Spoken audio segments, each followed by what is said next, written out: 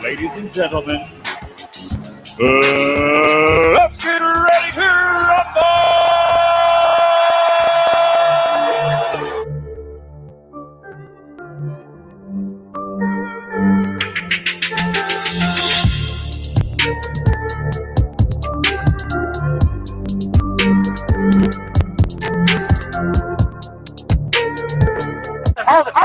Hold it, you're not that pretty. I'm like, man. Wait.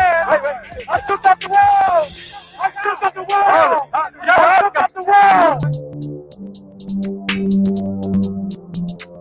I bear witness, there's only one God, Allah, and Muhammad is his final messenger. That's what I said, Larry, on the Bungle fight. Thank you. They call me the problem, but you could call me the can man, because anybody can get it. Africans, Americans, Dominicans, Mexicans, anybody can get it.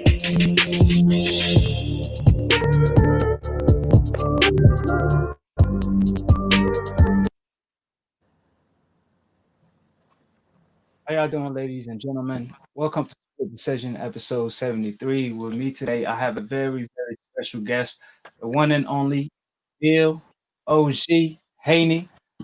How you doing? Hey. Always, Zach, man. Thank you for having me, man.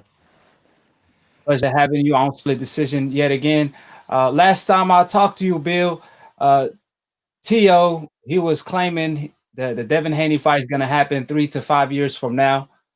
And he went from claiming that to Tio Sr. coming out the other day requesting $10 million for the Devin Haney fight, and he will fight him next. What's your take on them comments?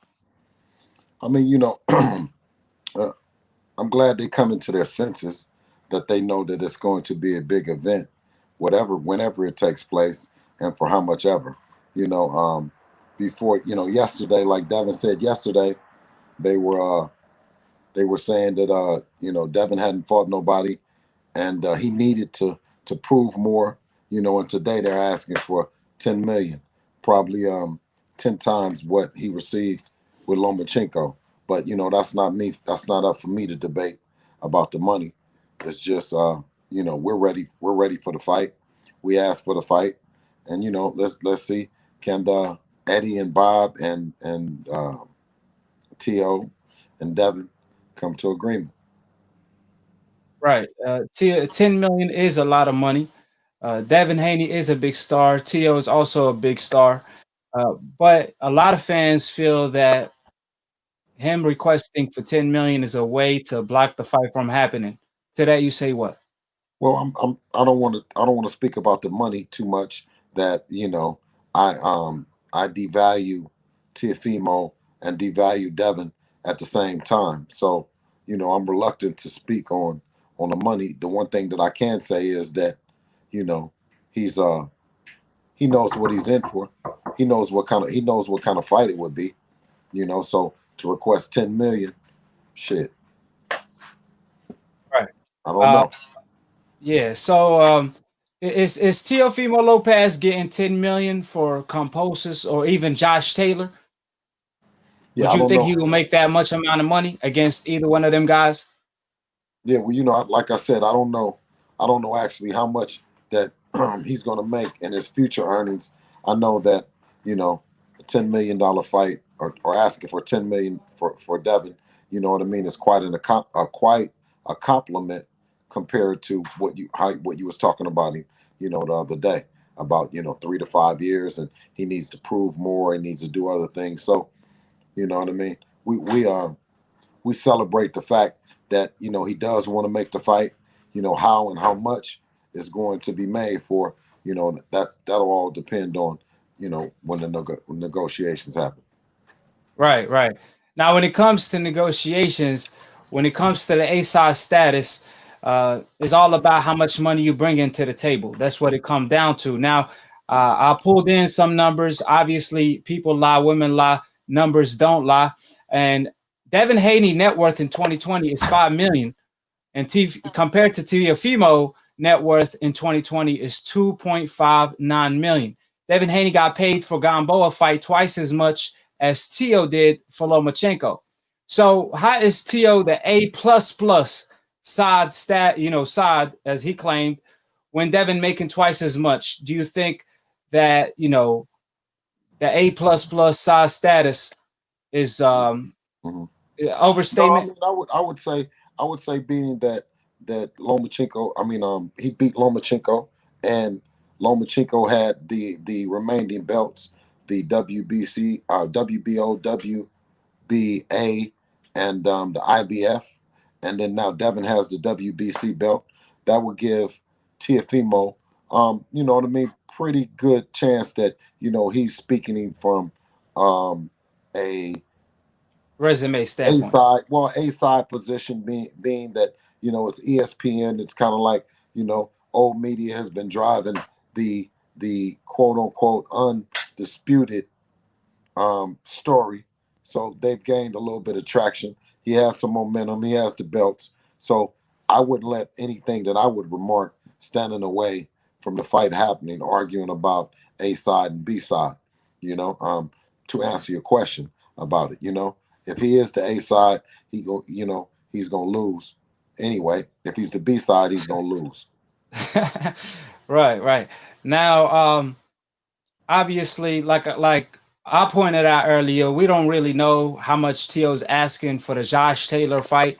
I'm not sure if he's asking for 10 million for those guys, and I'm not sure if he's gonna get 10 million for either one of them guys. But Tio Senior came out the other day and said that Devin Haney fight does not make any sense right now, even though it's for undisputed, and he's asking for 10 million for the fight. So, what's your take on his comments? I mean, like I said, it's ultimately goes from a slight. You know what I mean? That they were saying that Devin needed to earn more, he needed to do more. What has he done? Or exciting, or email, or any of those things to a compliment and saying that I want, they want 10 million to fight him when they're not going to get 10 million for Cambosis, more than likely, you know. But time will tell. Time will tell, and we'll see. Right, right. Yeah, I mean, I see you guys taking it as a compliment, uh, which you could take it different ways. He obviously viewing Devin as one of his most dangerous rivals, regardless of what he says to the public. Now, Bob Arum recently came out and said that there are two guys ahead of Devin, Ryan and Javante. So, is it fair to say we are 2 to 3 fights away from the dream fight? You said what? Repeat the question one more time. Bob Arum recently came out and said that there are two guys ahead of a Devin fight, Ryan and Javante. He more interested in them fights. So is it fair to say we are 2 to 3 fights away from the dream fight between Tio and Devin? Well, the one thing that I can say about that is that not only did um, he at 1 minute Aram says that Devin, he's not exciting. 1 minute he says that he needs to accomplish more.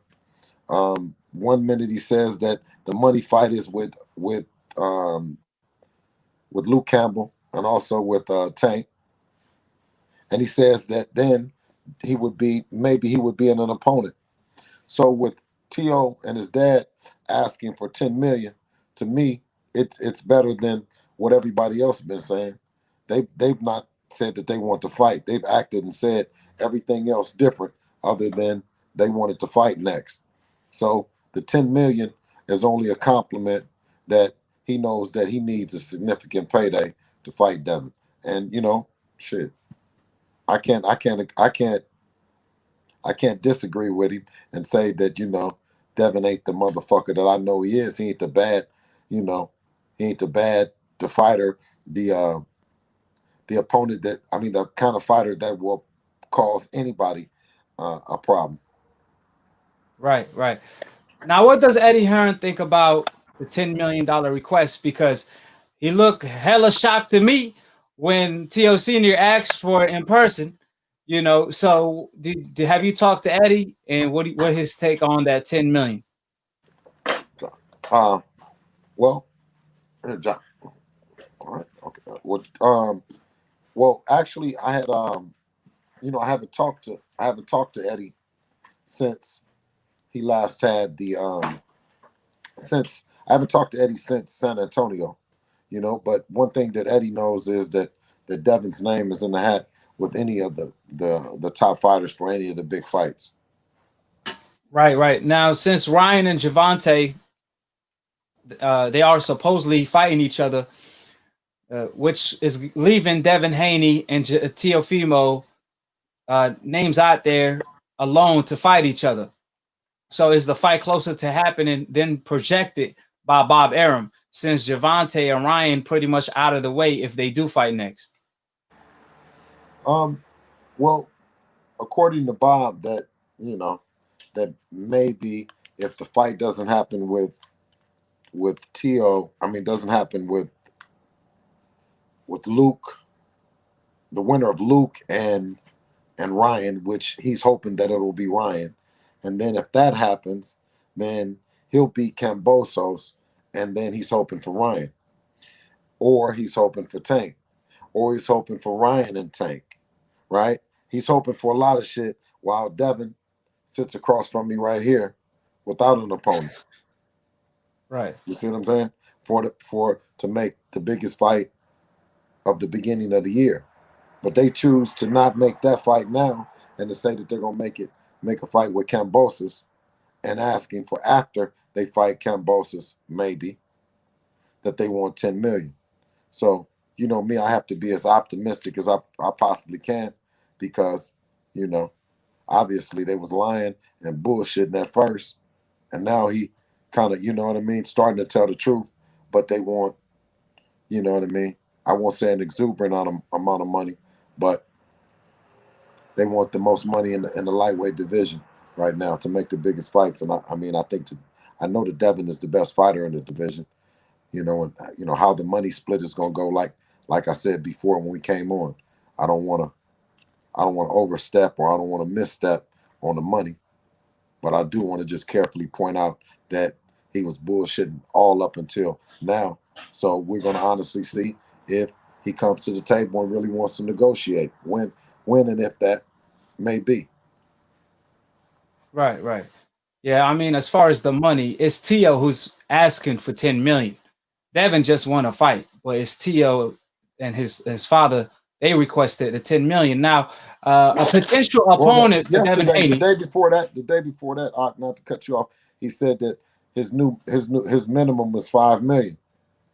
That's what he said the day before yesterday, and then the day he can't, or a couple days. It's hard to keep up with T.O. these days, But 1 minute it was 5, and the next minute is 10. So ultimately, when they sit down and negotiate it, then the time will come where we'll be able to really decide who doesn't want to fight and who wants to fight or not.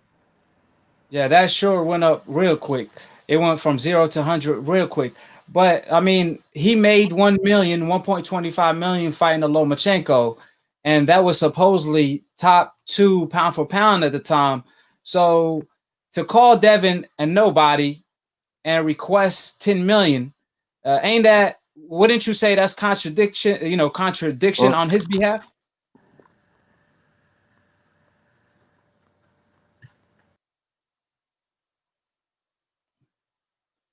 Well, Bill will be right back. As you guys know, Bill Haney, he got 3 phones, the CEO of Devin Haney Promotion. So he most likely will join us right back. So just give us a little time. I'm sorry I missed any super chats.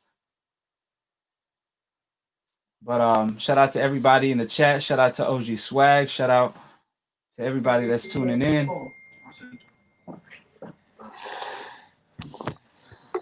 Hold on. Bill, did you hear the question? All right, tell me again. if I recall correctly, I was asking you, uh, Tio, he fought Lomachenko. Obviously, Lomachenko was ranked number on the top 3 pound for pound when Tio fought him. He made 1.25 million fighting Lomachenko at the time. However, he's calling Devin Haney an email champion and nobody, this and that, but he requesting 10 times that much amount of money that he got for Lomachenko. So isn't that contradiction on his behalf? Well, like I said, I think he's finally, like Bob and them said yesterday, they lying. Today they telling the truth. Um, Today he's telling the truth, and he's asking for the kind of money that he feels that's deserving of the kind of fighter that Devin is. You know what I mean? And like my grandmother said, once you tell a lie, you're gonna have to keep telling one over and over and over again. But you can fool some of the people some of the time, but you won't fool all the people all the time. And I think these are That's one of the right. times that it's coming back to bite him in the ass for every time that he said that, this or that about Devin. But can you imagine being the cat that you done said all this fly shit about? You done said all this shit that but now he's the guy that's standing in the way for your $10 million payday, fool. You know? Yes, So sir. you gonna get to 10 million, but you ain't gonna get to 10 million by talking. You don't get to 10 million by negotiating against the best fighter in the world and Devin Haney. Devin Haney is Fighter that you know what I definitely mean, that hasn't been hit, as a professional. I don't even think yes, sir. I don't even think he'd have been hit. He might have lost a round because one of the judges was because sometimes the fighter get a round for showing up at this Yes, level. You sir. know what I mean? If you suit up and put the mouthpiece in the water and you last the fight, you get a round. I think that's done happened maybe once or twice. That's no secret. Devin Haney got that Kobe potential in the sport of boxing. But a potential opponent for Devin Haney down the line is Ryan Garcia, and he's obviously fighting after Christmas. So I know you guys are eyeing Ryan Garcia as a potential opponent. So how you see that fight playing out between him and Luke Campbell, and who you have winning? Can you break down that fight for us? Well, Ryan Garcia is someone that we're very familiar about. Luke Campbell, I got a chance to see him a couple times, so I'm not as familiar with him. I've been carefully watching Ryan, and his kind of in his thing that he's been doing with Eddie Reynoso as a new coach, and kind of watching him and his dad and how they've been adopting to their newfound fame. So always every chance I get, kind of applaud them and give a shout out to them and what they've been doing. But at the same time, I want to also shout out the Campbell family who continue to get up and show resilience and who are knocking at the door once again of a world title. So I expect that fight to be a close and competitive fight, and just it's a toss up to who the winner will be, in my opinion. Right, right. Now, obviously, another fighter that been talking about Devin a whole lot is Rolly. Rolly been talking a lot of smack, which caused Devin to release the sparring footage. So, is Rolly a fight you guys will entertain, or did the Marines fight ruin them plans? Because a lot of people viewed that as a robbery, Well, which left a lot of bad taste in a lot of people's mouths. So, what's your take well, on the Rolly fight? it's a lot of moving parts, that will make up Devin's last fight. He has to see whether or not the winner of the Luke Campbell fight and Ryan Garcia, of course, that we talked about. Then you have Teofimo Lopez, who's you know kind of deciding whether or not he's going to do the Cambosis fight, and of course, then you got Tank Davis. So ultimately, what Devin does is, he makes himself available for all the big fights.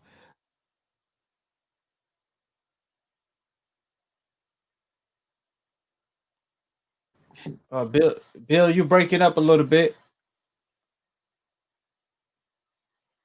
Okay, hold on. Think you Yeah, back. hello. Hold on. Give us a second.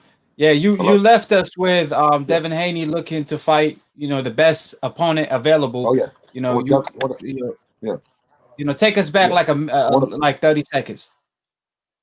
okay. Well, you know, I mean, obviously the Devin is doesn't have anyone. He just fought on November the 7th, and he pitched a virtual shutout against Yuriorkis Gamboa.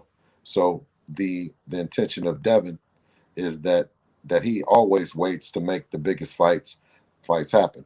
Of course, he's not only just a fighter and a promoter, so he's afforded the liberty to wait and negotiate with whomever that he wants to negotiate to make the big fight. I think and Eddie, who has Luke Campbell in a fight with Ryan Garcia, out of respect and fairness to them and what they've been doing, if they feel and can make the winner between the Campbell and Garcia fight, then ultimately, as a team, we've been talking about going that direction. Um, but but him as a world champion, he makes himself available to unify the titles, and I think he gives me liberty to speak on that he would of course want Teofimo Lopez at any cost before any of those fights. And if of course he's not able to get them, then we'll be looking at the Rollies of the world and what's the other guy down in DC? What is his name? Which one? The DC? guy down in DC, or is he in DC, Maryland, or DC? Can't think of his name. Javante? No, it's Javante and then the other guy that's across. Yeah, Gary the only Russell. two. Gary Gary Russell. Russell. Oh, Gary Russell. Oh, okay. So you guys still interested in everybody that's willing to step up to the table? Oh, absolutely. I mean, it's well documented, no secret, the kind of money that Devin is into, and that he's a prize fighter, and he's willing to make the biggest fights. So it doesn't necessarily matter. He's Well, he's the right. world champion. Yeah, well, they are treating him like the Iron Mike Tyson in his prime because growing up as a kid, we would always say, "Yeah, I fight Mike Tyson for 5 million. I fight Mike Tyson for 10 million." You know what I'm saying? And that's what it sounded like when Theo said when he asked for 10 million. We thought about like Mike Tyson for a second. We're like, man, is he talking about fighting Mike Tyson or something? So it's the best way to get Theo is maybe beat up or fight his best friend Rolly, because Devin did come out and say, "I will fight Rolly under one condition: they have to announce his real record in the ring, 11-1."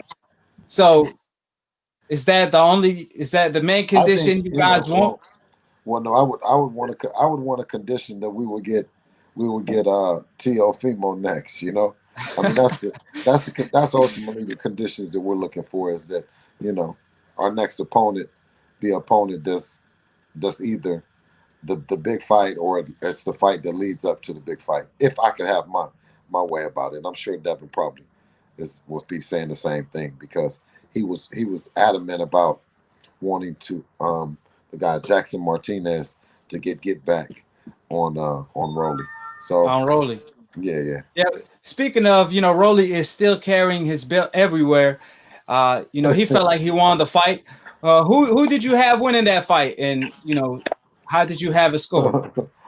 um,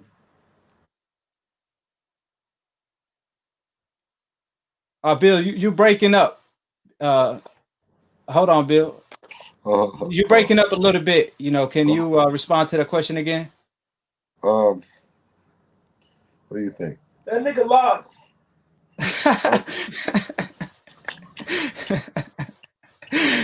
Oh man. You see, So you hear Devin, man. You hear Devin over there talking about he lost. So Devin ain't playing. yeah. He's telling it like it is. So you guys felt like it was a robbery, as a lot of people felt as well. So yeah, he definitely gonna have to give him a rematch. Hey, you know what? I only ask him if y'all know that he here. How about if we get a special cameo from Devin on Split Decision today? How about that? Let me see if we can get him in here. Hold on. Yes, sir. Yes, sir. I got something special. I got something special for you, Like always. AKHi TV, what's good with it? What's going on? What's going on, Devin? Pleasure having you on Split Decision for the second time. Thank you. So you know, Thank you for having me. yes, sir, yes, sir. Obviously, you know, you've been beefing back and forth with Rolly, but I'm pretty sure you feel like he has to maybe fight Martinez for the second time before fighting him because you won't get your credit if I you mean, beat him right now. Rolly is internet troll. He is not a real fighter. He's really 11-1 if we really want to be real. He didn't win that last fight. The world know he didn't win that last fight. He was supposed to rematch the dude. He never rematched him. But I would beat up Rolly if it came down to it. You know, it's light You'll work. entertain that. Yes, sir. Yes, sir. Me and Rolly been in the gym plenty of times. I remember one time we asked him to spar and he said no, and then him and his dad got into an argument because he went around his dad's back and told him no that he couldn't spar me. Remember when he sparred him, he jumped in the ring, and started fighting? One day I was sparring Rolly that day. No. I don't think it was that day that we had sparred him. Yeah. Then that day, and then later he didn't want to spar him. So I was beating him so bad that him and his dad got in the ring and started fighting each other. Like they was fist fighting in the ring. That's how bad I beat up Rolly. Rolly is like a nobody. I will fuck him up any day of the week. Wow, that's a big statement, and coming from the champ Devin. Now I know you want to get Tio. I know that's the ultimate plan is to get his best friend Tio. That might be the best way to get to him. However, what's your take, you know, on him requesting 10 million to fight you while kind of dissing you in the process, claiming you are nobody? They say that I haven't fought nobody. I got nobody on my resume. They say this, they say that. They make up excuses. Everybody. It's not only Tio. We see this time and time again, but they ask for all this money to fight me. If I'm nobody and I never fought nobody, I'm not a draw, I'm not this, I'm not that. Well, why you want so much money to fight me? Why not just take the belt, become the real undisputed champ, and just move on? Yes, sir. Well, he must think really highly of you after that sparring. So how did the sparring go? Because apparently, you know, he requesting a lot of money, so he probably knows something we don't know. So can you tell us how that sparring went? That just explained how the sparring went right there. You know, I don't even got to touch too much on it. It was sparring. It was a couple years ago. Just by what he's saying, if he said that I remember he said that he stopped me in sparring. If you stop me in sparring, what you think you could do in a fight? It should be easy.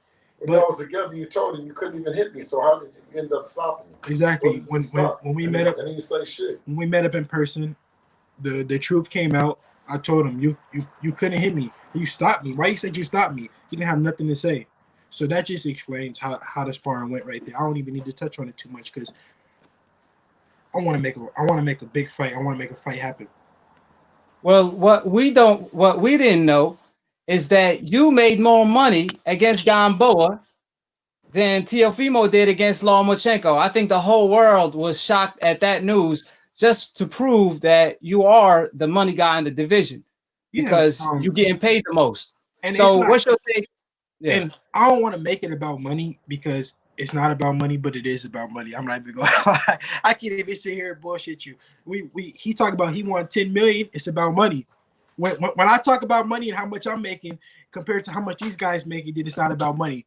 But then these guys come back and say they making 5 million minimum and they want 10 million to fight me. So is it about money or is it not about money? Because when I talk about money, it's not about money. Oh, it's about belts, it's about this, it's about that. But then when they talk about money, it's something totally different.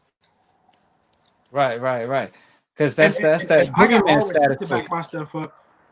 I made more than double of what Teofimo made for his last fight against Loma. Wow. Pound for pound best. The youngest promoter in the game, the youngest champion in the game, and the most paid as well. You could add that to the list. Now you was beefing back and forth with Composis. You know, he was claiming that you a punk because all you talk about is money. When Tio was the one that asked for the 10 million, right? Yeah. What's your take on Composis? And I saw you going back and forth with him. So would you know, when it comes to Composis, he fought your coach as well. So What's your take on composers in general as a fight for Right. Tio next? And you see what I said? He had a split decision with my coach, Mickey Bay. With Mickey Bay, he had a split decision, first of all. So he wanted to make it like he beat my coach and he did this, he did that. You had a split decision, my man. Knock it off. Probably mean you lost. Yes. Split decision. Yes. Yeah. Especially a split decision on the B side. On the He B came in side. on the B side and you had a split decision, which means you probably lost. To be honest, I never even seen the fight. I barely know the guy. That's why. What did I say on Twitter? Right. He said, "Who the hell is this guy?" I said, "Who the fuck is this guy?" Because and everybody was laughing because this dude just came out of nowhere. Like nobody even knows you. How are you is next in line to fight Teofimo? Because you just had another split decision with Lee Selby. Well, we on split decision right now, so maybe your coach could get a rematch on maybe the undercard of you versus Tio. Wouldn't you say that? He need to give Mickey Bay a rematch, man. Right. And obviously, you also been beefing back and forth with Gervonta. What's all that about? Man, it's the lightweight division, man. It's hot. Everybody want to fight each other. Well, I think everybody want to fight each other. I want to fight everybody. So it just come out on the internet. But it's real though with me. I really want to make these fights happen. I'm not here to just have internet beefs and just stir stuff up. I really want to make these fights happen. You're an old school throwback fighter that's willing to fight everybody, not just later, but now and later. I'll keep you off the dome with it too. I like that. You coming with these questions, you straight off the dome. You ain't did no prepping, no nothing. I like that. You already know. So, what is it about Devin? You got that old school feel. You want to fight the best. That's what kind of separate you from everybody in the boxing world, because kind of, the way fighters fight today is business first, fighting second. But you making all type of boogeymen surrender their boogeyman status, from Lomachenko to Gary Russell, so on and so forth. So what makes Devin different? See, like I said on Twitter, I'd rather go out fighting the best. I want my name to be remembered for decades, years and years, way after I'm still even here, and that's what it takes. I want to fight the best. I want the world to know that I'm the best. And these guys act like, and if you lose, it is what it is. I would rather go out on my shield saying that I fought the best. At least I took the chance, rather than just sitting here protecting my O and running from this fighter, running from that fighter. That's not me. I'm not that type of fighter. I feel like I'm the best, and I want to go show the world I'm the best, and I'm willing to take that chance. And that's why they pay me so good, because they know that I'm willing to fight whoever, whenever, wherever. Right. Now, another fighter that's everybody looking to fight is Ryan Garcia. From Gervonta to Tio, they all want to fight Ryan Garcia. And Ryan Garcia recently came out and said, listen, everybody want to fight me because I'm the money man. Like Devin, nobody want to fight him because he's this or that. He didn't have the nicest thing to say about you. But what's crazy, it turned out to making more money. He's the money guy, but he makes the less money out of everybody. All the top lightweights, he makes the less money. You have the most followers, the most everything, but you make the less money. How does that make sense? How are you the money guy? So them numbers don't translate to money. He doesn't have a belt, and he makes the less money. They want to fight you. People want to fight him. With no disrespect, I like Ryan. Right? Me and Ryan, we got a lot of history together, and I like him. But they want to fight you because they feel like you have followers, and you are the weakest link. That's what they feel. I'm not saying that it's true. We don't know who the weakest link is. We got to see. Everybody has to fight each other. But in reality, let's be real. Like, everybody needs to stop sugarcoating it, and let's be real. People want to fight him because they feel like he's the weakest link. Everybody wants to fight him because they feel like he has followers and he's the easiest fight. Let's be real. Everyone it's like a hidden secret, but nobody is trying to say it. It's the truth. That is the truth. That is why everybody wants to fight him. Right. And that's why everybody's staying away from you, because you seem like the kryptonite for a lot of fighters' style. So the fight that we all want to see the most is obviously you versus Tio, but you see them painting the narrative as as Tio being undisputed when he's not. because the record book says otherwise. So when do you see that fight happening realistically? When do you see Tio actually stepping up to the plate and living up to the takeover? You know, wanting to take over the lightweight division, not just take parts. I really don't know, to be honest. We just got to see. With him saying he wants 10 million, I don't know how realistic the fight is. But you never know. You know, hopefully we can, you know, start negotiating and get somewhere. But we never know. I mean, so if Tio does fight his Composis, I believe that's his name, and is that going to leave you with Fortuna? Is Fortuna is going to step up to the plate now? Do you see that fight next? We just got to see who will step up to the plate. I'm willing to fight anybody. It doesn't matter who it is. Like as you see, when I go in there, I don't get hit, I don't get touched, and they mad about it. They would rather me go in there and get touching or get knocked down and knock a guy out cold. That's not me. I wouldn't want to do that. I would be mad with that. I would be mad if I went in there and I got dropped, but I knocked the guy cold out. I'd rather go in there and not get touched, you know, and you know what I'm saying, put on a beautiful performance and go out and have some fun with my family and leave healthy. I don't like getting touched. I don't like getting hit. The name of the game is hit and don't get hit. If you Google boxing, that's what's going to come up. And, you know, it's hard to knock out an opponent that's looking to survive. Like your last fight, for example, 100%. You know, is you saw with, you know, a lot of fighters. I mean, even, you know, my man Roy, one of the greatest fighters of all time, Mike Tyson couldn't knock him out because Roy, he had his mind made up. He's going 12. I mean, he's going 8. You know, so right. I didn't even think about that. You're 100% right. I didn't even think Roy was definitely in there to survive. No disrespect to Roy.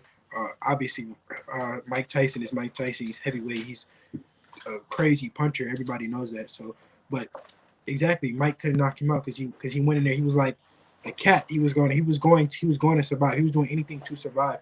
And the same with Gamboa, which they can say what they want, but it still didn't show that they want to fight me. You know, Teofimo said something about show me something. Show me something. What has Camboso showed you? I never even seen Camboso's fight. No dish. I really haven't seen Camboso's fights. I'm not bullshitting. I swear to God. God strike me dead right now if I'm lying. I never saw him fight before. Like, does he fight on TV? Well, I think his last fight, he fought Lee, a guy who moved up from 126 to lightweight. What network did he fight on? That I'm not sure. Maybe Sky Sport, you know, but you know. So I mean, obviously, he said, show me something. He wants you to show him that 10 million, Devin. That's what he wants you to show him. That's what he wants. Yeah. So obviously, Roy Jones, one of your mentors, he said that if you think you're the best, then you should collect every single belt. There's nothing wrong with all these belts in the sport of boxing. But if you truly feel like you're the best, then you should collect all the belts. But if you don't, then you truly don't feel like you're the best. So since Tio nickname is the Takeover, does that? What does it take to go? What does it take to go get another belt to fight me? What does how hard is that? Like what? If you just, it's another fight. You're getting paid. You're gonna get paid more than you ever got paid in your career. You would make more with me than you made when you fought Loma. So, what? Like, I don't understand. What's the confusion? What's so hard about it? Well, the level of danger is obviously, you know, I think he looking at it, the reward is high, but the risk is even higher because obviously, you know, he sparred you and he. In the Loma fight, he went in there with this mentality. I have nothing to lose, everything to gain. With me, he has everything to lose. Everything to lose. He can gain the undisputed title, undisputed belts, and all the belts, but he just feels like I'm 22. What is he? 23, whatever. We the same age. 24 now, probably. We the same age. With Loma, he had everything to lose. I mean, he had everything to gain. If he was to lose, everybody thought he was going to lose. With me, it's a 50-50 fight. You think he's gonna make 10 million fighting Josh Taylor, or he gonna request 10 million to fight Josh Taylor? Hell no. Hell no. Right. You're not gonna right. make $5 million. Yeah, that's for You're not sure. gonna make. You're not gonna make $3 million. Yeah. Well, you know what that means. At the end of the year, Devin Haney definitely is looking to take the Boogeyman Award of the Year. That's for sure. You know what I'm saying? Because, like I said, everybody keeps saying Devin need to fight somebody. Well, you guys could name us an opponent, and we could go from there. That's willing to step up to the plate. They don't So- say it no more. Now they say 10 million. Yeah, that's a new way of ducking. You just outprice yourself out like Gary Russell do. Right, and you're still interested in Gary Russell as well? For what? Gary Russell's Mr. Cap. We don't even need to speak on him because I said I wasn't even giving him no more shine, no more attention. So we just gonna move on. Ain't nothing else to be said about Mr. Well, Cap. After your fight, he had a few things to say. He So just did a have you whole ever lot of seen? capping. I heard what he said. He did a whole lot of capping. All he do is talk. All he do is talk. That's all he do. But he never sent you guys the new term sheet he made. That haven't arrived yet. Of course, Mr. Cap did. You know that. Oh, okay. Well, you know, like I said, that's just a further proof to Devin Haney Boogeyman status. We not hyping him up. The fighters are hyping him up. The champions are hyping him up because they treating Devin Haney like the special one. You know what I'm saying? Out of the bunch. So, you know, I appreciate talking with you, Devin. It's always a pleasure talking with you on Split Decision. They let me rob the bank. That's all they doing. They just making it easier and easier. They setting it up. They setting the cameras. They moving the cameras around. They moving the security guards, and they letting me just go in there and rob the bank. That's what it seemed like. Hey, well, speaking of robbing the bank, you know, before I let you go, what do you think about Floyd Mayweather possibly robbing the bank against Logan Paul? Definitely robbing the bank.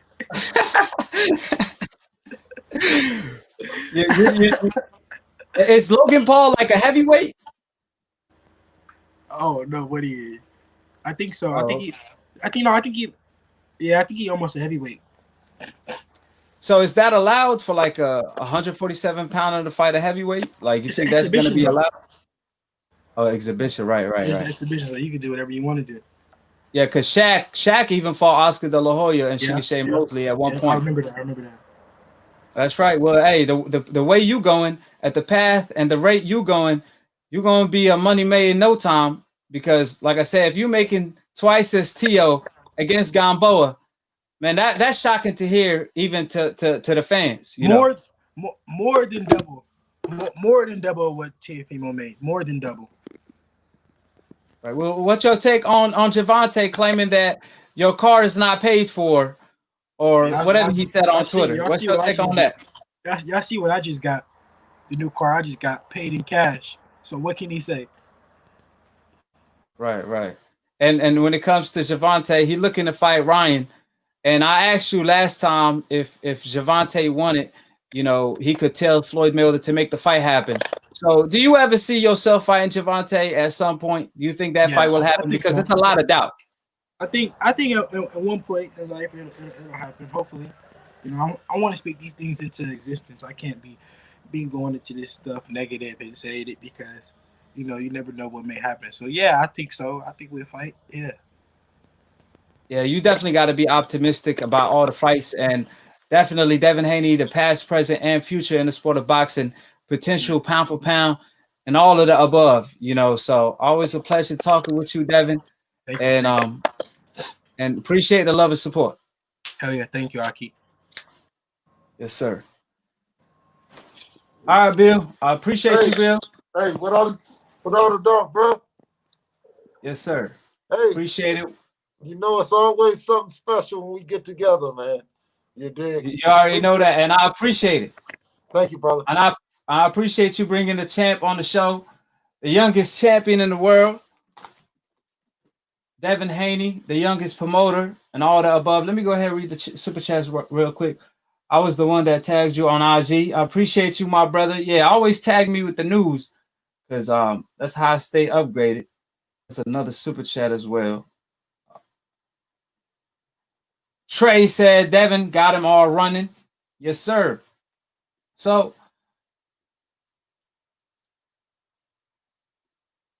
there it was, Devin Haney calling out everybody. He let the world know that he want all the smoke, and he said that he would like the Tio fight.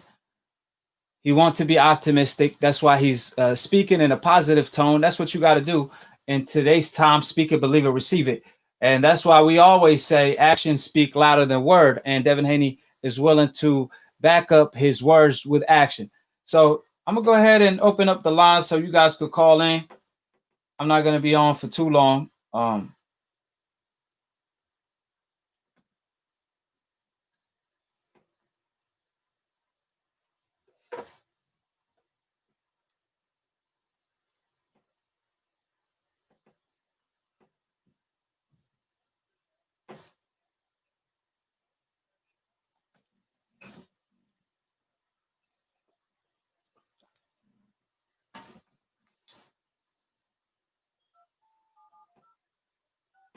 The number is in the description box, but I'm setting it up right now as we speak.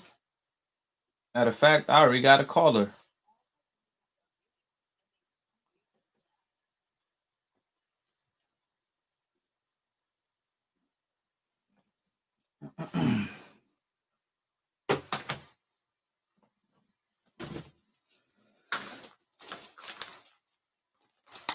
Like I said, I appreciate the champ for pulling up. That was a surprise pull up. Shout out to Bill for making it happen every single time.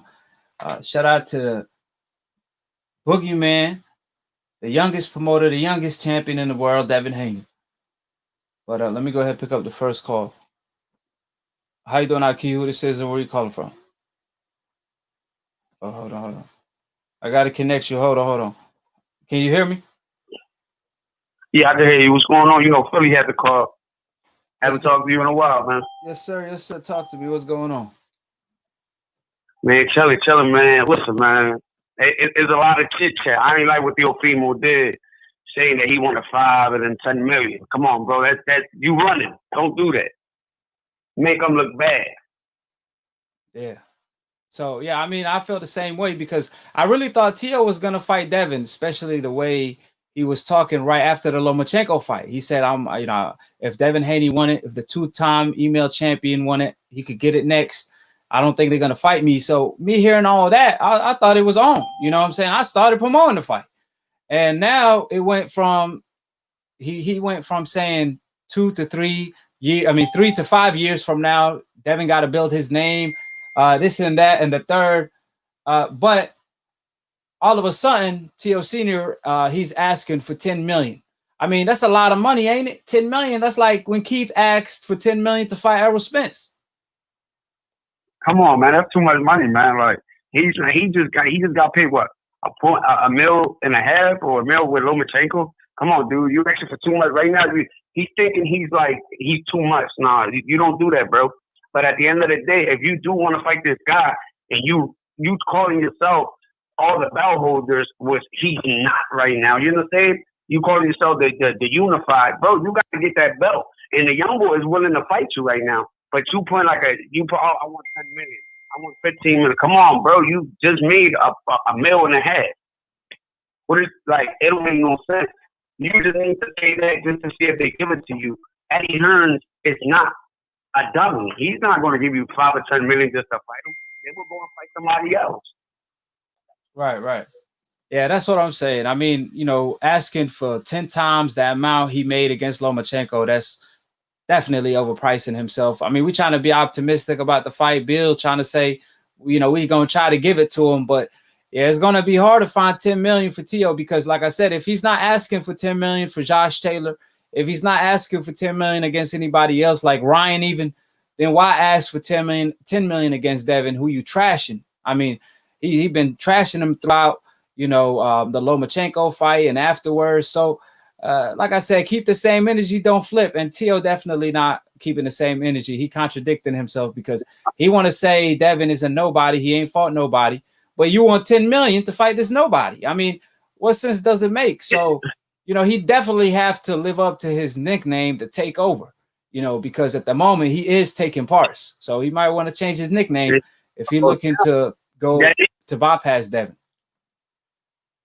That name is not limited, not takeover. It's the money takeover now. Like, come on, bro. For real. The way I seen the fight, Canelo fight, and I seen him talking, and he was like, "Oh, I need 5, and then I need 10, and then I need this." Come on, bro. Who you is? You just won the belt. Then God Lomachenko gave you a chance, so give the young boy a chance. Give Devin Haney a chance. But you know who I would like to see Devin Haney fight? Linares, because that would be a good fight for Devin Haney, so people can stop saying he ain't fight nobody. I would like to see them two get it in. Right. Yeah.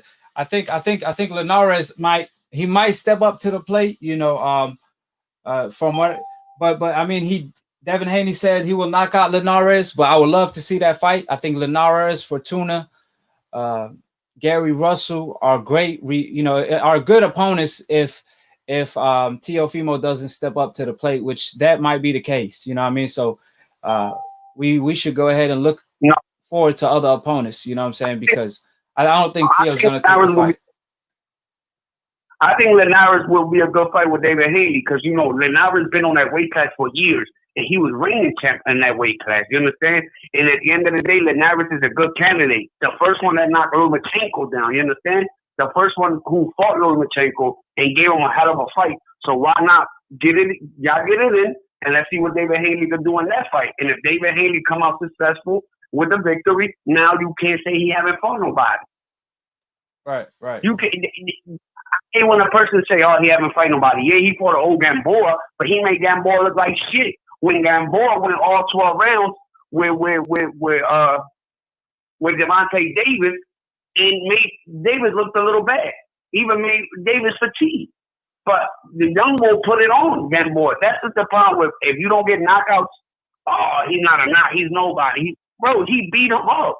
He beat him nearly every round. That's worse than a knockout. That's an embarrassment.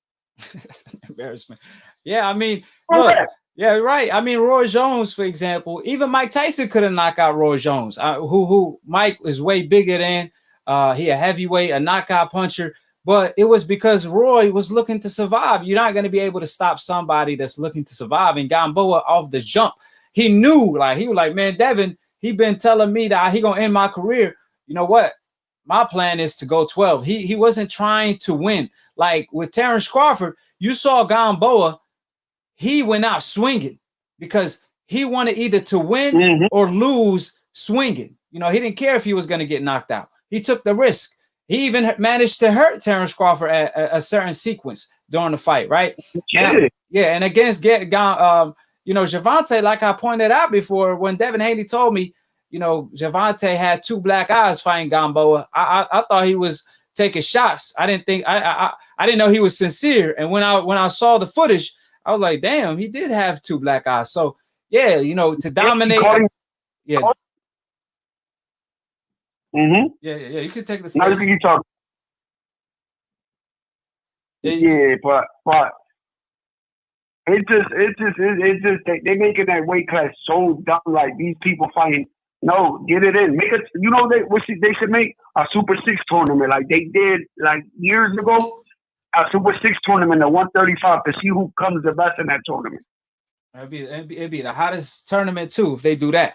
From Teo to Ryan to Gervonta to all these good lightweights, to have a tournament in there, it's gonna bring boxing back to life like the old days. Listen, I will put Gervonta Davis. I'll put Lopez. I'll put Linares. I will put Lomachenko, Ryan Garcia, and then David Haney. That'd be the main 6 right there. That will give the boxing world a shot. And the winner of them all makes $20 million in the last fight. The last standing, they give them $20 million. Let's see if they can do that, but they won't do that, man. Yeah, I would even put some of my money up to see that. Yeah, they definitely won't do it. Now, what's your take, though? You think Teofimo is going to fight Devin Haney? If he gets the $10 million, or if they give him 10 or close to that number, you think the fight is going to happen if they please Teo on the negotiating table? I think so. I think if they'll even offer him 5, he'll take it. Because remember, he got to get that last belt to become unified. So if they'll give him 5, he said 5. His dad was the one. I know we want 10. But he said, I'll fight him for 5. and he'll fight him. He's not scared. That's one of the things about that kid. That kid is not scared. But right now, his head's so gassed up of he wouldn't look beating Lomachenko, because right now they offer him a lot of money for the rematch. I don't know if you've seen that news. It came out. They offer him a lot of money to, I think, like 7 for the rematch with Lomachenko. You know that, right? Because Lomachenko said he'll put money out his purse to fight him again. Yeah, I don't think Tio gonna fight Lomachenko again, though. He already made it clear he ain't gonna fight Lomachenko no more. Especially after Loma came out and said that the judges were bribed and stuff, you know. So yeah, we'll see, because I don't know, man. From what Tio's saying, you know, he said the fight is not gonna happen 3 to 5 years from now, and now they say they want 10 million to make the fight happen next. So you know, I want to be I want to be optimistic about the fight happening, but like I said, from what I'm hearing, as far as what's coming from the TO team, it don't sound too positive that the fight is going to happen anytime soon, if I'm keeping it a buck. But anything you want to say before I let you go, my brother? No, man, just thank you, man. I always appreciate you, man. And tell Canelo, man, to stop fighting these fighters 4 week notice. That's not cool, bro. He's doing it. Yo, I don't like it, bro. When I read that he had only 4 weeks to train to fight Canelo, you know, 1 week is for the press conference. The second week is for the interviews. And then 2 weeks bro, he looked it real bad, bro. He did the same thing with Kovalev. You remember with Kovalev, he turned around and told Kovalev, if you don't take this date, November date, right after the Anthony Yard fight, he told him, listen, it's going to be off the table, and I will never fight you. So he did the same thing with Kovalev. Yeah. That's what Canelo does. And I got to give you the rights, man. Oh, Spence looked amazing, man. Wow. I can't believe it. Yeah, you went to that fight in person, didn't you? No, I didn't make it. You know, the Cobra and all that, and they canceled my fight, and then they try to restore it. It was a lot of things going on that I couldn't make it, but I watched it, and Danny looked at like trash. I think he should even retire, man. Yeah. Nah. Good game his dad gave him, and he couldn't get out of Errol Spence jet. Like I told you in one of the podcasts, I said it. If he sits down and wait, and I was telling you, his dad would have killed Danny. But Danny, I don't know what's wrong with Danny. He got to go back. He got to get a new trainer or retire. Yeah. Now I think, you know, he definitely, I think he still could give a lot of guys at 147 a challenge. You know, Errol Spence just happened to be the top guy in the division, you know, and so there's nothing wrong with that. But I think Danny showed heart in that fight. You know, he definitely didn't quit. He got an iron chin. And that was, you know, the way Errol was beating up on him, a lot of fighters would have folded, but he came on stronger toward the later part of the fight. So, you know, I still would like to I still would like for Danny to continue, maybe get a Keith rematch and see if he could edge Keith now or something like that. You know who I would like to see Danny fight? He could fight the boy that fought Sean Porter. Did they say he beat Sean Porter? Forgot his name. The tall Cuban bull. I have his name right here. That he fought Sean Porter and he beat Sean Porter, but they gave the fight to Sean Porter. Yes, sir. Yeah. You ain't talking about Jaron Ennis, is you? No. You see his fight this week, man? Ended in a headbutt, man. Yeah. No, I'm talking about the Cuban fighter, not Laura. The heavyweight. He's in the 147. Danny Garcia gonna fight him. What's his name? Oh man, he fought Sean Porter, and then after that, Sean Porter fought Errol Spence. But they saying that he beat Sean Porter. Ugas. Yeah, that'd be a great fight. Wow, that'll be a tough fight, man. And Jerome Ennis, man, you see how the headbutt, I was heated because I know he was real mad about that. Yeah, I was disappointed too because he was looking to make a statement against an Errol Spence previous opponent, you know. So I'm pretty sure that pretty much, you know, ruined. I mean, a lot of things for him because he was about to make a hell of a statement because if he would have stopped his opponent in like 2-3 rounds, man. That was definitely a statement, but you know, the sky's the limit for him because now he's the IBO champ and And now hopefully he get a name opponent in the ring with him. Like I said before, Danny Garcia, Ugas, or even Sean Porter. All these names will be a great fight for Jaron, and it's a fight that will put him on the map. I think it will be really interesting to see what fighter is gonna give Jaron Ennis the opportunity to prove his greatness. I really want to see who's gonna give Jaron Ennis the opportunity to put himself on the map like Kell Brook was for Errol Spence. So we'll see who gives Jaron Ennis the opportunity. But that being said, man, great talking with you. You know, I'm having like a lot of technical difficulties, so I'm trying to fix it, and then pick up other calls. All right. All right, man. Thank you. Have a great day, bro. Take care. So give me a second, guys. I'll be right back. I'm just trying to fix the camera. I'll be right back to pick up more calls.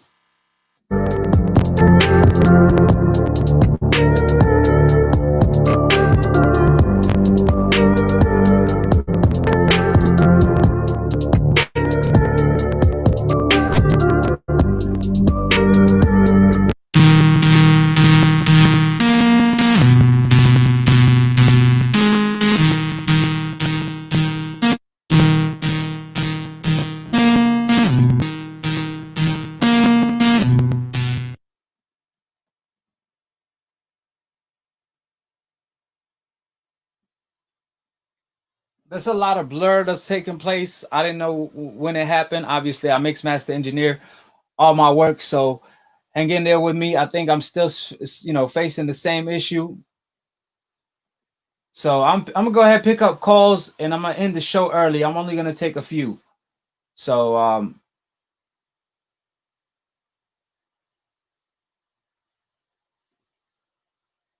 how you doing, Aki? Who this is, and where you calling from?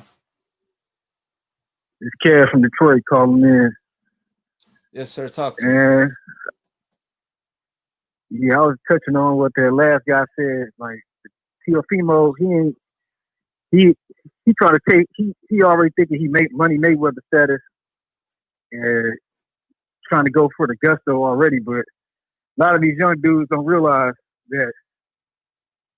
I mean, it's like the double-edged sword. Like the YouTube, the new media shit, it's helping the sport, helping the fighters get names and recognition before they even do anything with the fans. Like Ryan Garcia already a star, ain't fought no goddamn body. You know what I'm saying? Back in the day, motherfuckers would be Stone Cold champion. The general public wouldn't know who the hell these motherfuckers was. Like when Mayweather won his first title, the general public had no idea who he was. You know what I'm saying? When he was fighting at Cobo Hall in Detroit, getting standing ovations, knocking motherfuckers out. None of the casual fans knew who Mayweather was. They never heard of Mayweather until he fought De La Hoya. He already over 30 years old. Right. That's why it's so important to hold fighters accountable. And that's what new media does. We hold everybody accountable because, truth be told, T.O. came out and said after the Lomachenko fight, everybody want to be Floyd Mayweather. But, everybody want to be Money Mayweather, but nobody want to be Pretty Boy. And he definitely ain't living up to them statements because he don't want to go through that Pretty Boy stage. When Floyd Mayweather beat Corrales, he didn't settle with that. He called out everybody.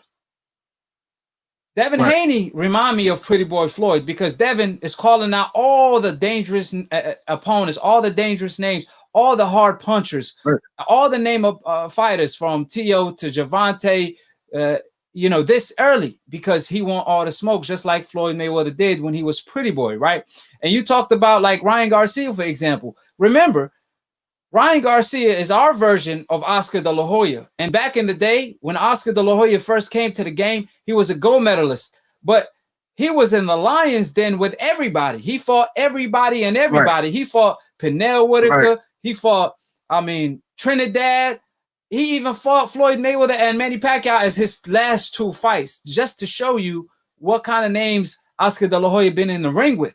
So, yeah, he made a lot of money. He fought Hopkins. He got knocked the fuck out. But, the fact he went up to middleweight to fight Hopkins. Right, Hopkins. He didn't have to do that shit. He didn't have to do it. That's what I'm saying. And it's they focus too much on the money, not on the legacy. And T.O., he just fought Lomachenko. That's a great win. Definitely put him on my pound-for-pound list for sure. But all of a sudden now, he went from the takeover to taking parts. I mean, that's so shocking to So that's see. what I said. I was a Tio fan. Like, to me, I've never been too high on Lomachenko. I thought he was carefully matched, and his defense is kind of lacking to me, where I couldn't put him as an elite fighter because he just fought guys. He had the size advantage. He could apply the type of pressure on them where they fold because he was bigger and more skilled than them, you know. But I expected Teofimo to knock his ass out, and he kind of he lost gas. He lost gas in the second half of the fight. Yeah, he did. You know what I'm saying? So I'm like, that doesn't bode well for him. Devin Haney will getting the deep waters in them later fights with Devin Haney. He getting stopped. Because Lomachenko started to whip his ass a little bit before that 12th round. And that's why people talk about Loma was raw. He was a draw. Just because he had that success. And it was like he landed some good clean punches on Teofimo. It hurt him a couple times.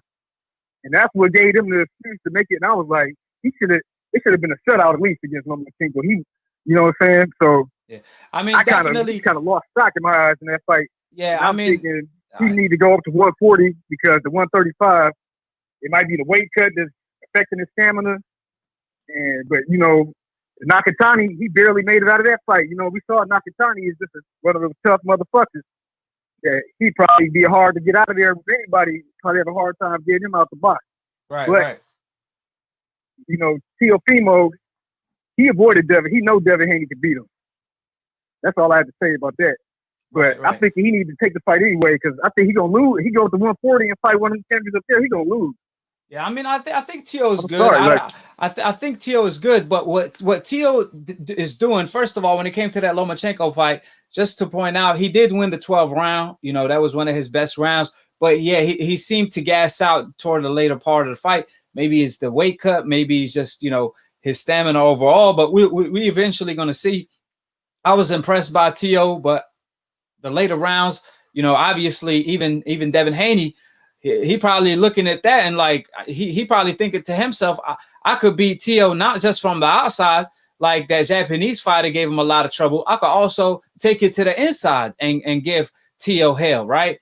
But what Tio is doing, he following that Canelo Alvarez blueprint. You see Canelo Alvarez cherry picking on the weakest link in every division. He fights Smith after Smith pretty much lost to Ryder. He fights all the Smith family, but avoids all the Charlo twins, you know, so it's just to further prove that Canelo, he obviously picking and choosing, and that's what Teofimo is doing. Right. The difference between him and Canelo is overhyped. Canelo was treated as a golden boy before he never earned his status. Yeah, well, I'm gonna tell you what, it's a lot. He had the belt for Mayweather fought him and stuff, but he was on Mayweather undercards. I mean, he was coming up. He came up the way he's supposed to come up, but when he lost to Mayweather and then Mayweather retired, they just gave him this face of boxing crown without him earning it. It's been a disaster ever since because it can't be making money off Canelo. I mean, it's good for Canelo because he's robbing the bank. I mean, look with Canelo Alvarez, fights, he getting paid, and you know, and then his own and all these other motherfuckers get left with the bag because they dick sucking Canelo for some reason. And he just pimping the game, and that's like at the same time, it's like you can't even get mad at him because they allowing him to do it.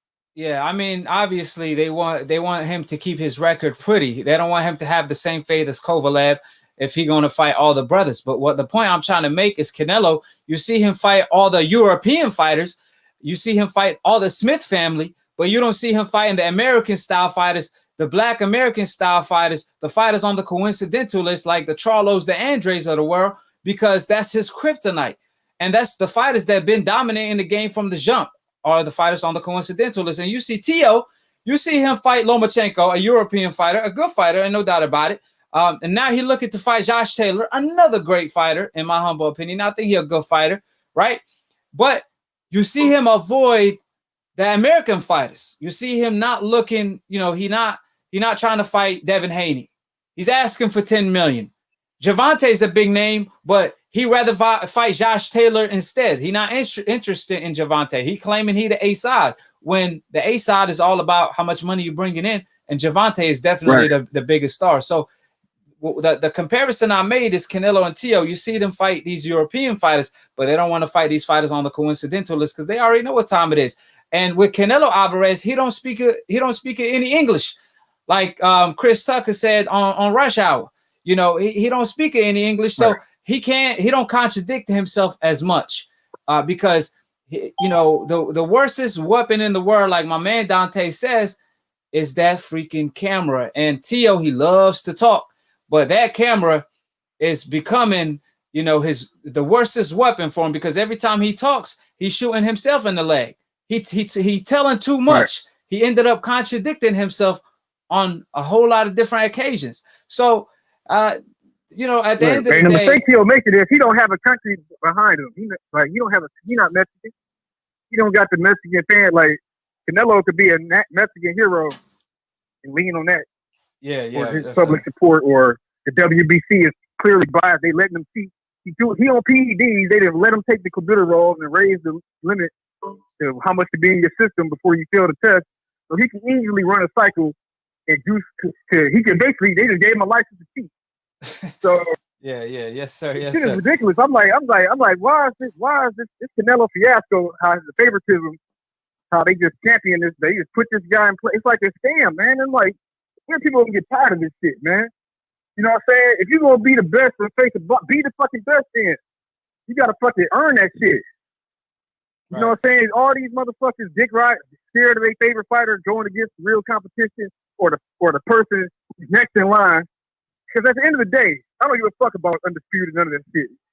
Teofimo, he say he undisputed. So, okay, you can be undisputed. Devin Haney still next in line, nigga. Now you got to defend your undisputed championship against him, regardless. If he won 10 million, so it don't matter if it's undisputed or not. Right. If he won 10 million against Devin, that proves that Devin is one of the biggest names in the lightweight division, according to Tio, right? So he should be first in line, like you said, with or without the title. Devin should be next in line because Tio's not going to make 10 million against both Josh Taylor and Composers combined. But you want 10 million against Devin Haney. So that tells the whole story. Therefore, he should be the first in line. Why he the last one on the wish list?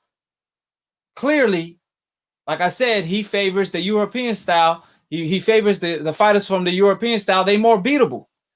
There's more holes in their game than Devin Haney because Devin don't get hit. Right. So, you know, at the end of the day, let me go ahead and pick up the callers, my brother. At the end of the day, dog, the black fighters need to come together and fight each other and build the name, and build their name outside of fucking with these people. Because it's an agenda with these UK fighters and the WBC with these Mexican fighters. They cheating, bro. All these UK fighters are doping. And they don't give a fuck. Then you had the one UK fighter complain about Canelo was juicing. Yeah, motherfucker, y'all motherfuckers is cool, but you don't like it when it's two on the other foot. You know what I'm saying? Dillian White caught cheating. Tyson Fury, a goddamn cheater. Billy Joe Saunders, a goddamn cheater. All the motherfuckers cheating. They all got busted with steroids. They was giving him a license to do. The other dude had the fucking gloves, man. It's like they just let it's war against black fighters, dog. That's what motherfuckers understand, dog. That's like so these motherfuckers don't want y'all to be on the top. They don't want that shit no more. They like, we don't want y'all in this sport. Mayweather left a bet. Mayweather dominance to be in the cash cow that hurt their feelings to the point where they don't give a fuck. They trying to keep these belts away, keep these motherfuckers out of the damn limelight in the top position by any means necessary. And this got to be a strategic plan put together. With the witness protection plan. You got to drive the zone out of business, drive all these motherfuckers out. The witness protection plan. That's what it is. I mean, it's the murderous row all over again. And that's how it always been. Now it's the coincidentalist, but it been the murderous row from the jump. You know, that's how it been in history, and that's how it is today. Nothing changed. You see these other fighters, and the way they allow them to keep up is by, you know, giving them passes. Oh, you taking computer roll? Okay, we're going to increase the computer limit. You're blaming it on contaminated meat. We're going to use that as the excuse to why we increase in the testing limit. So they could eat computer roll or take computer roll and be legally allowed to fight. You know what I'm saying? And that way they could possibly keep up with these fighters on the coincidental list. And that's been the plan all along. But let me go ahead and get to the other callers, my brother. I got a lot of people on the line. All right, good luck. All right, take care, my brother. My brother was cooking out here, man. He wasn't holding back. D, the truth. I appreciate the super chat. I'm late to the party, AKHi. Do you think Tio is asking for too much money? I think it's worth it if both fighters for both fighters' legacy. 10 million, you know, for both fighters. I mean, $5 million for Devin, $5 million for Tio, or $6 million for Tio, $4 million for Devin. I think that's more realistic, if I'm being honest, because there's no gate. I'm not sure if there's going to be a gate or if they could fight in Texas. So, you know, 10 million is a whole lot, because we talking about a guy that haven't made 2 million yet. You know, if I'm a champion, you know, and like I said, if I made 1 million fighting a pound for pound fighter like Lomachenko, but I request 10 million to fight a fighter that's not on the pound for pound list, what sense does that make? So Tio is like, he like I said before, remember when you were a kid and they ask you about maybe like, oh, would you fight Mike Tyson? And you'd be like, yeah, I'll fight him for 5 million. I'll fight him for 10 million. If I got to fight Mike Tyson in my prime, and as soon as he hit me, I'm hitting the ground. And that's how pretty much Tio described Devin. He treated him like the Mike Tyson of today. When Pacquiao was at his best, Mayweather always made an excuse.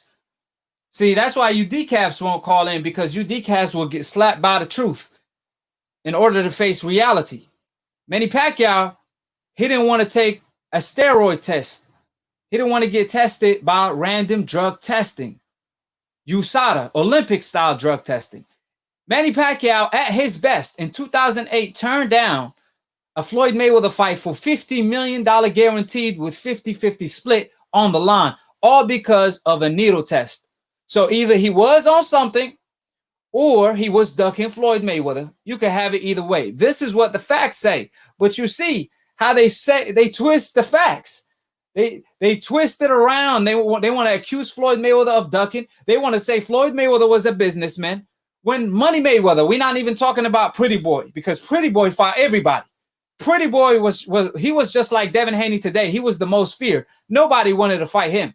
The question wasn't who's gonna fight Floyd Mayweather or who's Floyd Mayweather fighting next. The question was who's willing to hop in the ring with Floyd Mayweather next. But as Money Mayweather, they want to paint the narrative as he's this businessman. He sent Manny Pacquiao an offer in 2008, and it was Manny Pacquiao who turned it down for a steroid test. Then he fought the second best after that, Sugar Shane Mosley, who knocked out Margarito, when everybody was claiming Floyd Mayweather's not going to fight him next. But peep this, Sugar Shane Mosley, in his prime, when he was still undefeated, he turned down a Floyd Mayweather fight when Floyd was Pretty Boy. But he hopped in the ring when Floyd Mayweather was Money Mayweather. And that's what it's going to take for Devin Haney to get the big fights, is to become Money Mayweather. That's the only way. That's the only way, because then he's going to be worth the risk. But let me go ahead and pick up some more calls. How you doing, AKHi? Who this is, and where you calling from? Hey, man, my man, this is Chris from Mississippi calling in, brother. How you doing? I'm doing great, my man. Talk to me. Yes, sir. I was really wanting to call, man, and just I didn't want to gloat or anything like that, but I would just want to say about the Danny Garcia Spence fight. It went exactly like I said it was going to go. You know, I said, you know, if Danny's the best chance of getting Errol Spence was in those first 3 rounds, while he was throwing the jab, but after that, it was all downhill. I just always said that his style was not meant to beat Errol Spence, and you know that was really my biggest thing I was calling in for. Oh, okay. What's your take on what Tio requesting 10 million to fight Devin? What's your take on that? Oh man, we all, you know, things like that is, you know, it's foolish and it's ignorant to me, you know, because, you know, at the end of the day, we already know what it is. He's a newfound champion, and he's not going to jump out there and risk that belt. Same way,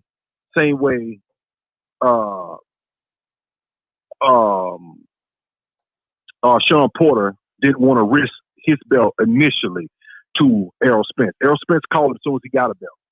You know what I'm saying? As soon as he got a belt, but he didn't want to do that. He had at least defend it once. That's the same thing. Teofimo doing right now. You know, you outpricing yourself. I mean, you've never even gotten $10 million. You didn't. There wasn't even a combined $10 million between you and Lomachenko. So how is it that this man's supposed to give you? Mind you, this man had all these belts already. Lomachenko. So how is it that you supposed to get all this money? How? I'm just curious to why would you actually honestly truly think that you're going to get $10 million fighting anybody? Not just, you know what I'm saying, just anybody. But not on top of the fact that you talk about this man, call this man the paper champ or the email champ, and all this old bull crap you say about Devin Haney. You say all this about a man that you are refusing to fight unless you get $10 million. You sound crazy, Teofimo.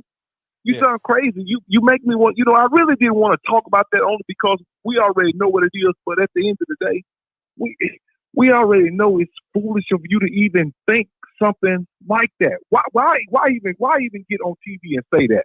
Why would your dad even get in front of a camera and say that? Why would you say that for anybody to hear? If that was something was going to happen, that should have been something they was negotiating behind the scenes, and then it would have been his say, she say. But for somebody to know you said that, Teofimo, it's crazy. You know you're not going to get $10 million fighting this man. Not right, especially not at this point, not right now. Not saying that he's not worth it, or neither one of y'all are worth it, or the fight's not worth $10 million. But you know that's not going to take place. Yeah. You know this, and I know this. The world knows this. The boxing world knows this. So for you to allow other people to know that you said that is the most foolish thing I've ever heard. And it makes me lose a little respect for Teofimo, because I was a big Teofimo. I'm not saying that I'm not a big Teofimo fan now, but it just makes me lose a little respect because of the way you got it. The way you got it, you went at Lomachenko like a madman, the way you were supposed to. The way you were supposed to. Now, you haven't climbed that mountain to the point where you can start avoiding fighters. Yeah, you knocked off a really good fighter, but you haven't climbed that mountain to where you can start avoiding fighters. You know what I'm saying? It's the same with now, like you just talking about Floyd Mayweather. Floyd Mayweather had fought Sugar Shane, Oscar De La Hoya, Cotto. We'll even throw Robert Guerrero in there. Fought Pacquiao, Corrales, and Hernandez. Canelo. Well, only reason why I'm saying this, only reason why I'm mentioning these people's names is only reason why these are very top tier fighters outside of, you know what I'm saying, Guerrero. He was okay, but these are top tier fighters. But people are saying stuff like, oh man, he's avoiding Keith Thurman. Keith Thurman, like, man, hold on. First of all, Keith Thurman is not, this man has fought all these people. So you can't throw Keith Thurman there like he's supposed to be somebody, or he doesn't get the opportunity to pick who he wants to fight. Even if you feel like it's cherry picked, this man has fought the best of the best. There is nobody higher than those fighters. My point being is, Teofimo, you haven't fought that many caliber. You haven't fought that caliber of fighters to be avoiding anybody because you're champion. That's my point. Yeah. He's 24 years old. You get what I'm saying? Yeah, he's 24. When Floyd beat Corrales at 24, man, he was looking to fight Nassim Hamed. He was calling out Sugar Shane. He was calling out Oscar De La Hoya. He was calling out Gotti. He was calling out every fighter. It don't matter if you were Cuban. It don't matter if you were European. It don't matter if you were Mexican. He wanted to fight you if you were a top guy in his division or around his division, right? Floyd Mayweather was the boogeyman for 10 years, making 5, 10 million, 12 million even. And he was still the boogeyman, right? And even as Money Mayweather, he took risks. He wanted to fight Pacquiao right away. He fought Canelo. He fought Guerrero. He fought Cotto. He fought Maidana, right?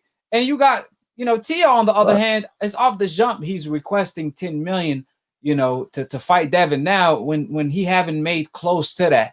Like I said, that's my whole point. That was my whole point of saying that you haven't climbed the ladder yet to act to avoid anybody. And that $10 million thing you throwing out there, whether he said $5 million, your dad say $10 million, regardless. No matter what any one of y'all said, to outprice yourself like that, that you are ducking him, boss. There's no other way to look at that. There's no way for me to sit there and take a look at this and say, well, if Devin really wants to fight, he'll put up $10 million. Why? No one else has ever given him that. No one's ever given him close to that. On top of the fact that this man made more money than you. So why would he have to give you $10 million? He ain't making that against Josh Taylor. Ridiculous. Yeah, he ain't gonna make it versus Josh Taylor nor Composers combined. You could combine both of them persons, and he ain't gonna make 10 million. So that's obviously he's not gonna make 10 million. Yeah, him and Lomachenko didn't even make $5 million combined. Right. Yes, sir. You cooking them, man. You cooking them, man. So I'm gonna go ahead and get to the other callers because I got a lot of people on the line, and I'm trying to get as much as I can. All right. All right, brother. Hey, you need to call in next show, though. All right. I need to, chop it up with you about other topics too. For sure. All right, peace, my brother. Take care.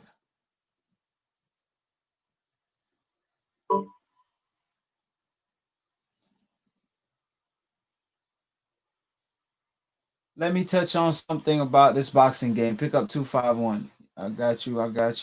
251. All right, right here. How you doing, AKHi? Who this is? Where you calling from? Hey, man, this D. Tell the Truth, calling from Pensacola, Florida, man. D. The Truth. Talk to me, my brother. Hey, man, I'm always going to support you, bro. I appreciate what you're doing. I always tell you that. I just want to tell y'all, man, this thing about T.O. asking for $10 million.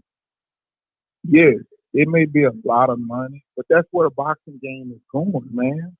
All these fighters are doing this. They get 2 belts, and everybody wants to be Floyd Mayweather when they ain't put in that Floyd Mayweather work. That's like Keith Thurman asked for $10 million to fight Crawford. Or Errol Spence. Me personally, remember Errol Spence? He requested $10 million. Doing it now. No, I'm saying Errol. That's you remember They're Keith Thurman? Doing. Yeah, remember when Keith asked for $10 million to fight Errol Spence too? He was like, "I'll fight Errol Spence for $10 million." That's right. That's right. Because they all following the Floyd Mayweather blueprint, but they don't want to put in that work what Floyd had to do to get to that point. Floyd fought some dogs, man. He had to fight dudes with length, like a Diego Corrales. Nobody wanted to see Diego Corrales back then. He was long, and Floyd went in there and did the work. And then he did the same thing with Oscar De La Hoya, who is arguably the biggest boxing star ever during his time. They love that boy, man. Yeah, but see, that's the Floyd Mayweather false print. The Floyd Mayweather green print is fighting the best for a decade.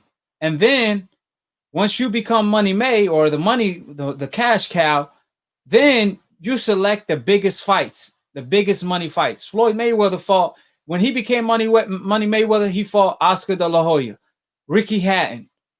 He wanted to fight Manny Pacquiao. Manny Pacquiao turned the fight down. So he turned his focus to Marquez.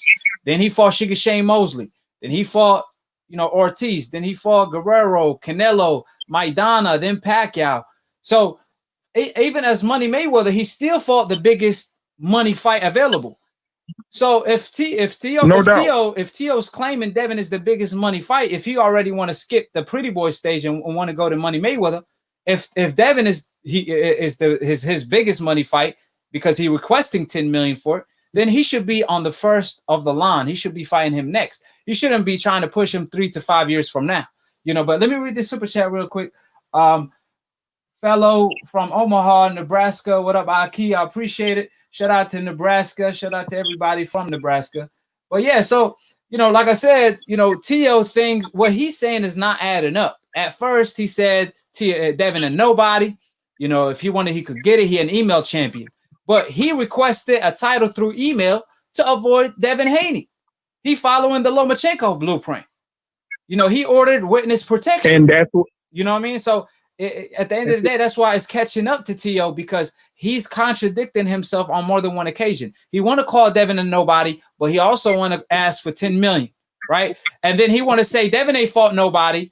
You know, it's like me going to a bank and my credit score is 800 and I'm asking for a $2,000 loan, and then they tell me no, but then Composis goes to the bank and he asks for a $2,000 loan and his credit score is 400, and they give him the loan. And I'm like, hold on, I got an 800 score, he got a 400 score.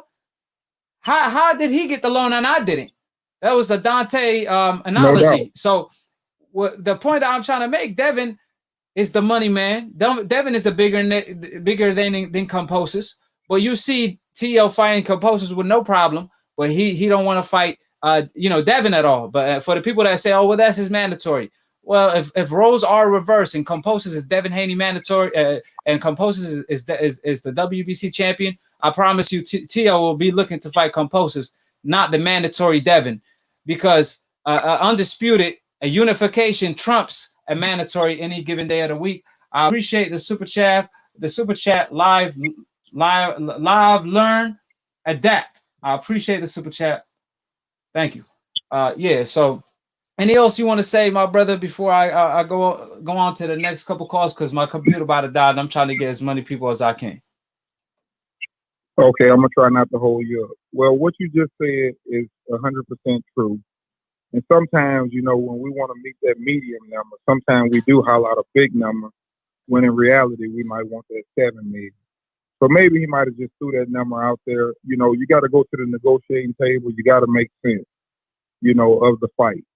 The promoter might lose a little money more than what he's used to making, but whoever wins that fight, they will be a $10 million star for the rest of their career. You're right. So that's why I said it would be worth it for their legacy. But on the other hand, I always got to touch on that, because this is the biggest thing in boxing. I got to talk on Canelo, I got to talk on Spence, and I got to speak on this Crawford thing, just to let y'all know how messed up this boxing game is. It doesn't matter who you like as a fighter, but when you say you want to be great, you want to be great. This money stuff got to stop. They ruining boxing. The same thing what we're saying right now about T.O. They're all ruining boxing. And if they stay away from that microphone and just do what they want to do, I have a little more respect for them. But when you step to that table and you say you the best, and you taking on all comers, and you're going to unify this division, you're going to do all this, you got to stay true to what you say, and you got to stay from in front of these microphones. And I'm just going to give these quick examples, and then I'm going to let you get to your calls. Canelo, for one. Canelo is out here running, man. He handpicking who he wants. That's number one. He's staying away from the Charlos. He's staying away from Andre. And I have a problem with that. Now, one thing about Canelo, I will give him credit.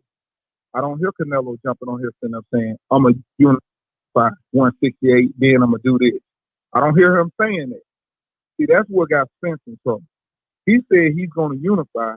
Then he said Crawford, when he came up to 147, he ain't fought nobody. Okay, well, who did Mikey Garcia fight at 147?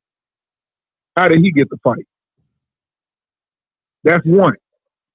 Now, after that, what he did, he set up and said, get a belt. He went and got a belt. Now, here's another thing what he's trying to do. He ready to go fight Canelo, but who the hell has he beat at 160? Who he beat at 154? When did he unify the belt? See, I have a problem with that. You see where I'm going with this? Yeah. That is a problem for me. If they stay off the microphone, I will respect what you're doing. Because at the end of the day, yes, it is a business. But some people, you got to understand something. That's what I see with Crawford. Crawford fighting for something different. Yeah, see, it's a legacy, man. I'm going to tell you this right here. At the end of the day, Errol Spence can't fight a haggler of his time before fighting the Hearn. Like Sugar Ray Leonard. Yeah, he fought a haggler, but he fought Hearn first. So Errol Spence, he has to fight Terrence Crawford as he promised us. He told us, listen, before I move up, I will fight Terrence Crawford. So we're going to hold him to it. then he could move on and do whatever he want to do after that. He could fight Canelo, whoever, because Canelo still got unfinished business with Jamal Charlo. When Jamal Charlo spoke about Canelo, he said, "Listen, that's my big bro, lunch meat." And when he was asked about Crawford, he said, "That's Errol Spence lunch meat. I'm not gonna, trying to eat off their plate." So I think Errol should do the same. He shouldn't try to eat off Jamal Charlo plate. Let him eat. Let that the dust settle with Canelo and Charlo and Andre, whoever. On the other hand, he needed to handle business and take care of business at his own division. But I appreciate the love and support, my brother. But I'm gonna go ahead and pick up other calls and call in next show. It's gonna possibly be next Thursday. always, man. Always. Shout out. Appreciate what you do, man. Yes, sir. Keep doing Deep you. truth. We gonna talk about this conversation. We're gonna continue it on the next show. All right, man. For sure. I got a quick take on this 2358 number. 2358. All right, I got you. Live, learn, adapt. Canelo versus anyone, 160 to 168. Charlo and Andre. That's who we want, Hold on. 2, 3.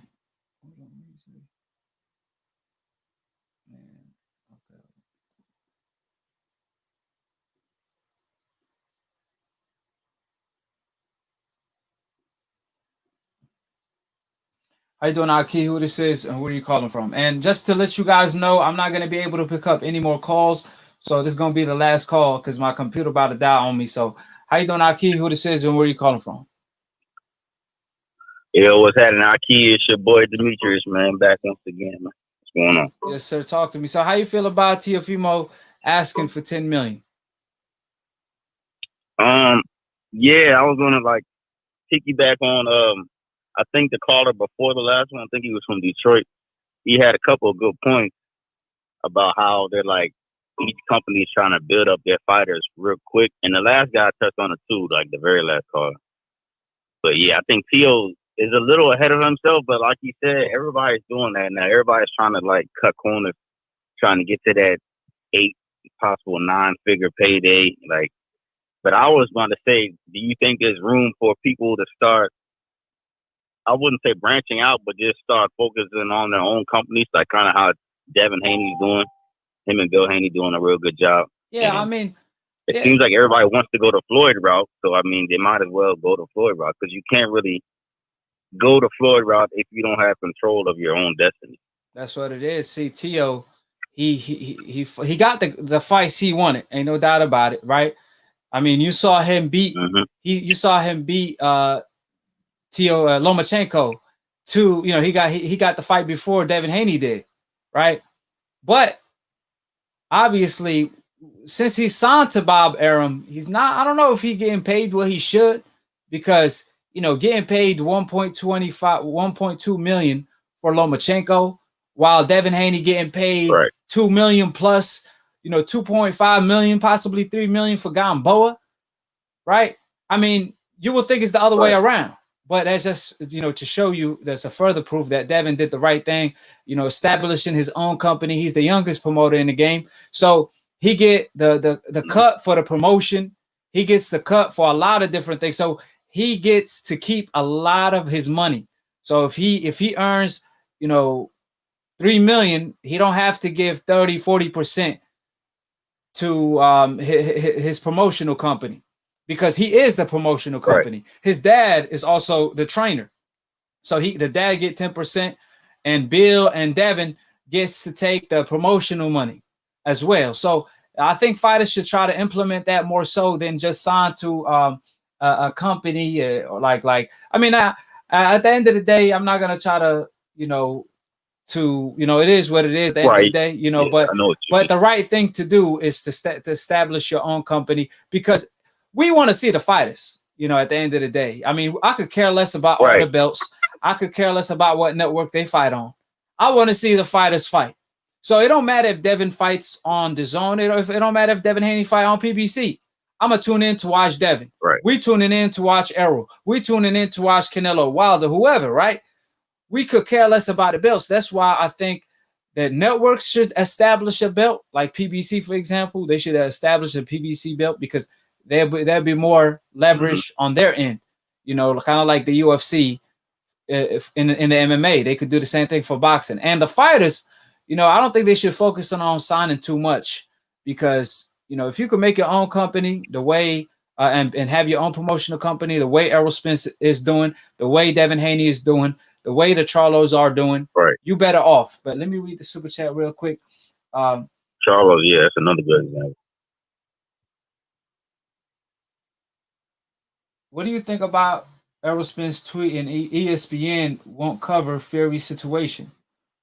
Now I got to make a video on that. You know what I'm saying? I don't know what you're talking about, but I mean, I've been telling you guys, they are heavily biased. I mean, you guys saw them erase losses before. They erased Lomachenko lost. You saw them falsely promote Teofimo as undisputed when he's unified. When BoxRec says otherwise, when their own website, ESPN website, they have Devin Haney as the WBC champion, but they continue to falsely promote, Teofimo as undisputed. You have Tyson Fury. He got busted in the past for taking steroids and got suspended for 2 years, and they flipped the story to him coming off depression for no freaking reason. They didn't tell us how he got to depression, which is by taking steroids and getting suspended for doing so, for cheating, right? So it's clearly they have a biased agenda. And if you have the complexion for the connection to get an ultimate protection, you're going to be A-okay, regardless of what you do.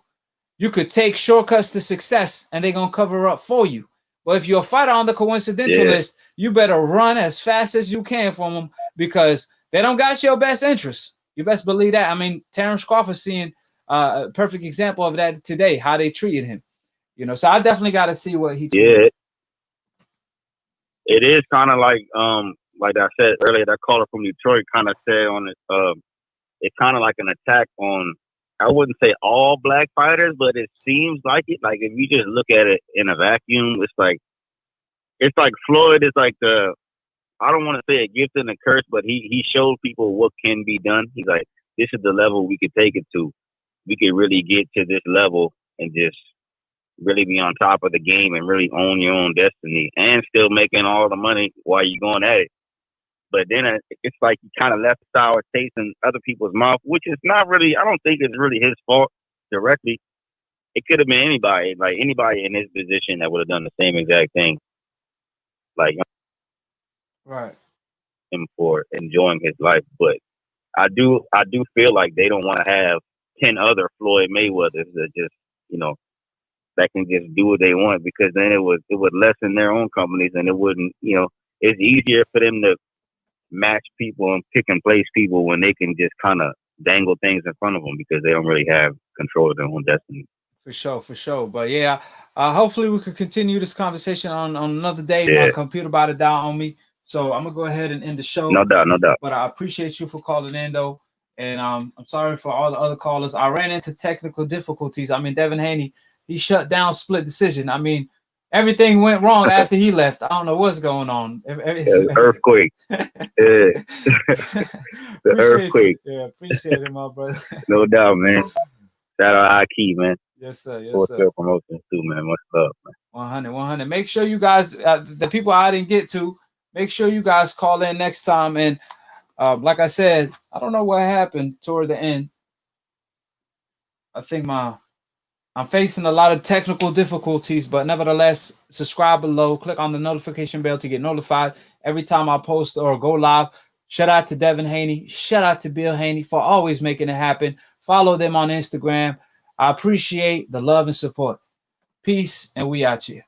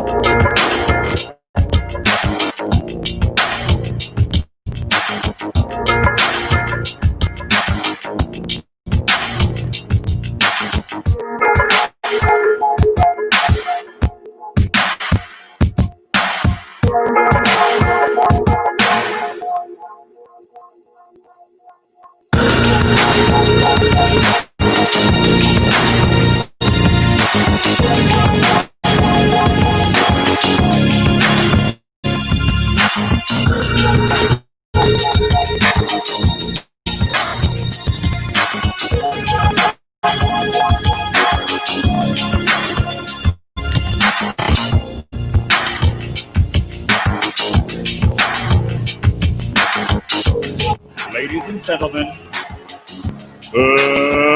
let's get ready to rumble!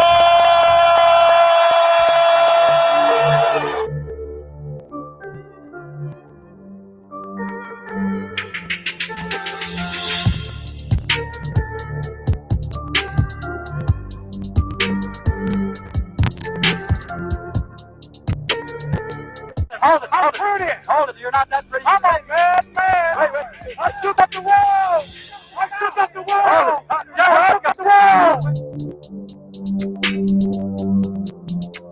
I bear witness there's only one God, Allah, and Muhammad is his final messenger.